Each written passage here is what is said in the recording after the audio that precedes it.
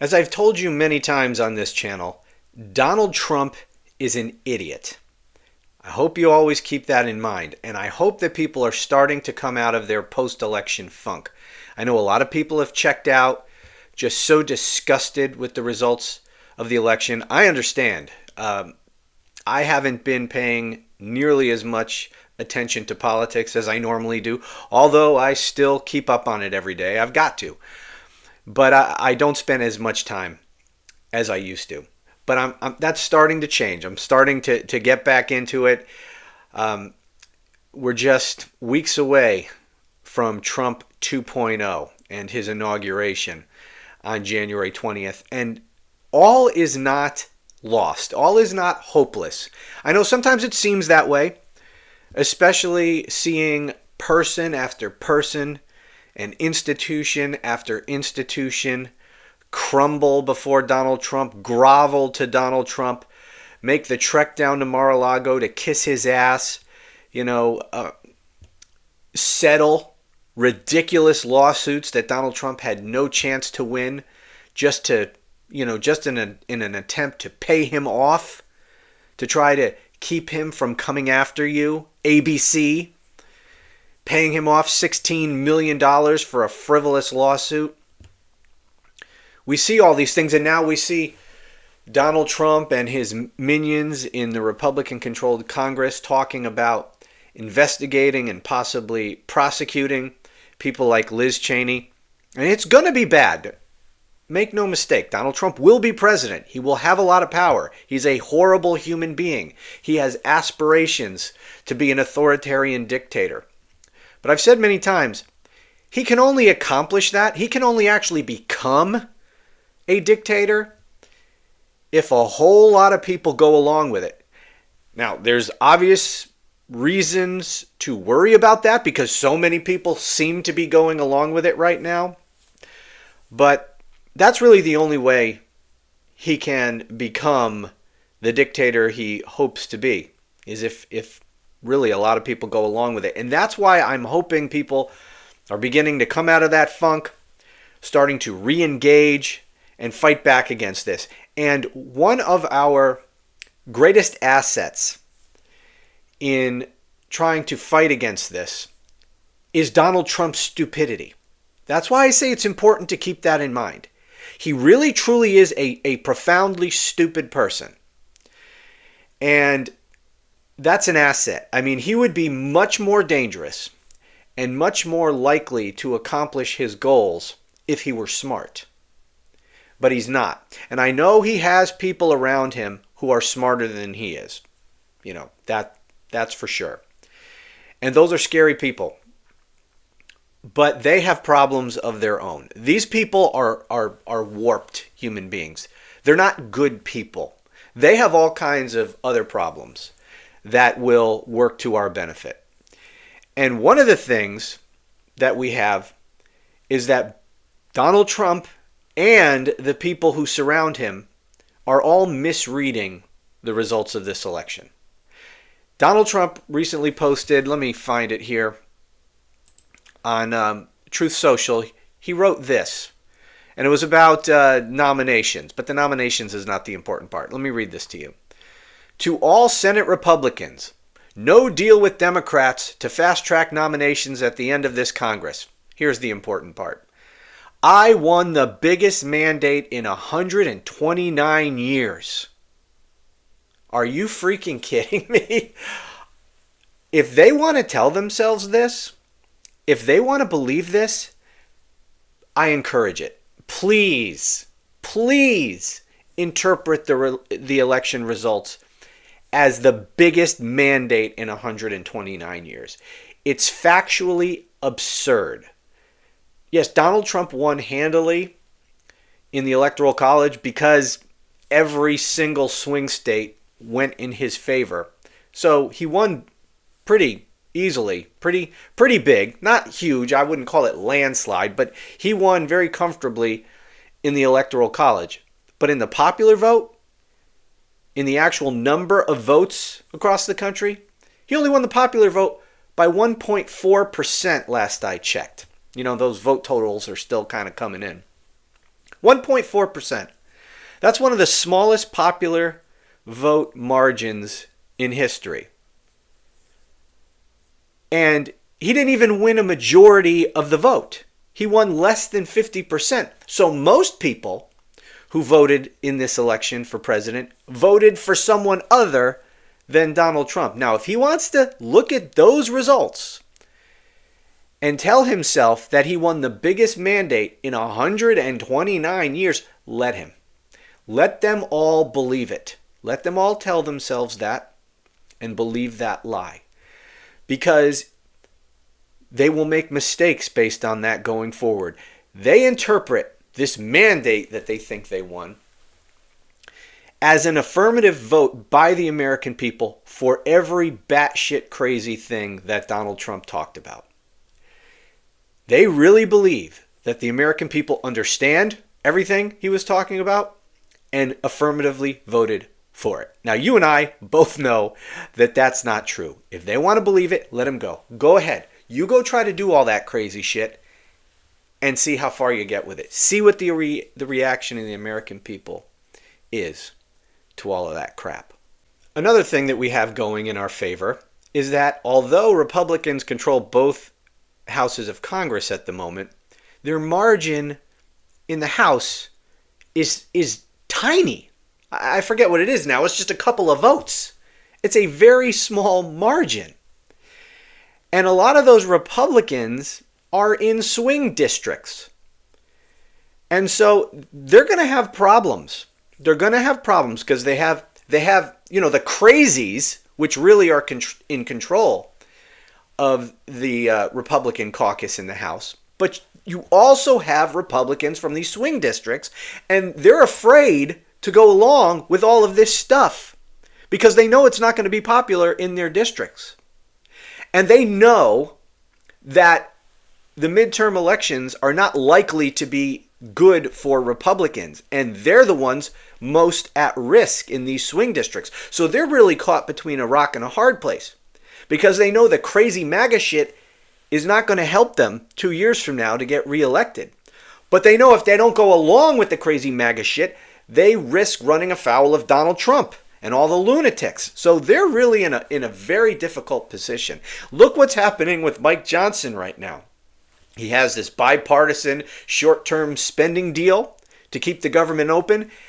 And now all of a sudden, Elon Musk comes out against it. And now the entire, MAGA base of the party wants to kill this deal and shut down the government right before Christmas. Real good. Real smart. That should help. So this is the kind of thing that is going to work in our favor. Because they're going to make mistake after mistake after mistake. Both because, there's a lot of reasons. They're insane. They're controlled by batshit crazy lunatics who take their marching orders from the craziest batshit crazy lunatic of all, Donald Trump. And, his co-president, Elon Musk. And I don't even know if it's co-president at this time. It seems much more to be shaping up as Elon Musk is the power in the White House, and Donald Trump is second fiddle. So who the hell knows? So you got that. You got the fact that these people are nuts. You got the fact that they're overreading their mandate. And you got the fact that they have the slimmest of majorities in the House of Representatives. And now they're talking, I don't know if you've heard this, they're now talking about making Elon Musk Speaker of the House. We should be so lucky. I pray, please make Elon Musk Speaker of the House. Because as you guys know, you don't have to be a member of Congress to be Speaker of the House. So they can elect Elon Musk. And make no mistake, Donald Trump and Elon Musk control the Republican Party in the House and in the Senate and all across the country. And the person they are afraid of most, is Donald Trump. So they will do whatever Donald Trump says. But the person they're afraid of second most and increasingly, Elon Musk. They are afraid of Elon Musk turning against them. They're afraid of Elon Musk financing primary challenges. They're afraid of Elon Musk attacking them on Twitter. Elon Musk has learned well from Donald Trump how to bully people. And that's what he's doing. And so Republicans, generally speaking, are scared to death of both Donald Trump and Elon Musk. And if Donald Trump and Elon Musk want Elon Musk to be Speaker of the House, he will be Speaker of the House. Now, I don't know if they do, but there is talk about it. It's all over social media this morning. I saw a tweet from Rand Paul openly calling for Elon Musk to be Speaker of the House. I saw other people calling for it. I don't know if this is just them on their own, Rand Paul and others on their own calling for Elon Musk to be Speaker, or whether, they're getting their marching orders from the White House. Hey, we want to put Elon Musk in as Speaker. Start ginning that up for us. I don't know. I don't know which it is, but I do know this. If they do want Elon Musk to be Speaker of the House, he will be Speaker of the House. And I hope we are so lucky. Can you imagine that Donald Trump and Elon Musk are the face of the Republican Party? Donald Trump saying his batshit crazy shit day after day, and then Elon Musk? This guy, he's crazy on steroids.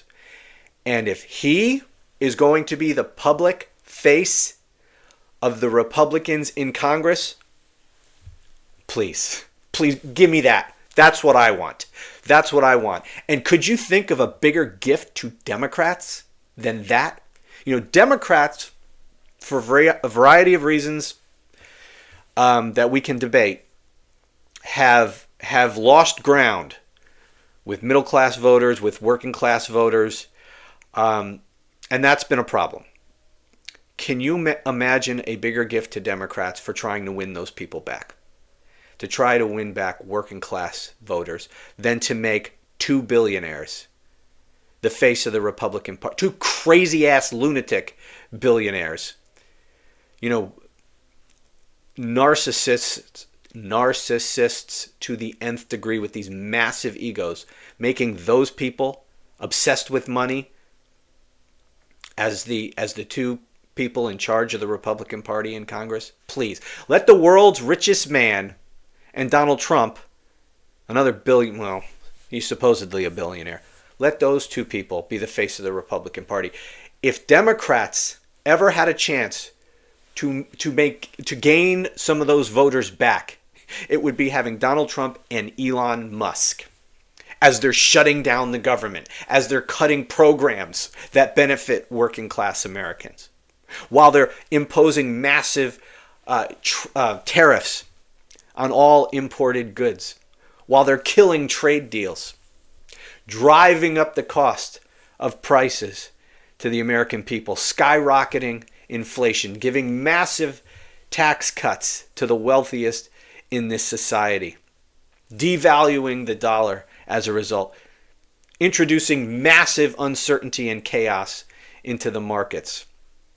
Yeah, let them do that.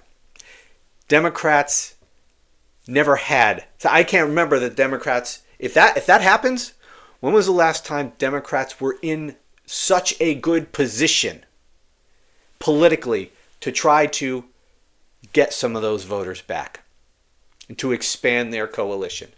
You get to run against that for the next 2 to 4 years. If you can't win back a massive share of the working class vote with Donald Trump and Elon Musk doing all of that to hurt the middle class, the working class, if you can't make massive gains among those people in the next 2 to 4 years, then you don't even deserve to exist as a political party anymore. So not all is lost. Again, it's going to get bad, especially with Donald Trump's retribution. He can do a lot of damage unilaterally from the executive branch, but there is definitely an opening here.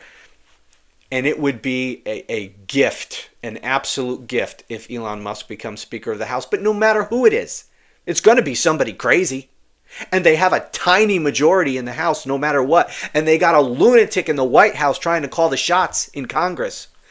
So whether it's Elon Musk or it's somebody else, it's still going to be a shit show. And either way, Democrats are in a tremendous position to try to gain back some of the vote that they've lost. So let them misread their mandate. Let them think that they won the greatest mandate in 129 years. Let them believe it. Let them think that the American people affirmatively voted for all this garbage. Go ahead. Oh, and by the way, forgot this. I'll end with this. That mandate, Donald Trump thinks he won a massive mandate. He's the most popular, most powerful president in history. This from Reuters just came out. What's today's date? This came out on 2 days ago, the 17th. About 2 in 5 Americans view U.S. President-elect Donald Trump favorably. Only 2 in 5. Fewer than when the Republican was on the cusp of his first presidential term. This according to a new Reuters Ipsos poll. 41% of respondents in the 3-day poll, which closed on Sunday, said they viewed Trump favorably. Only 41. He's got a 41% approval rating. And he hasn't even been inaugurated yet. He hasn't even started all these batshit crazy policies yet. Only 41%. He just won a massive landslide, right? While 55% viewed him unfavorably.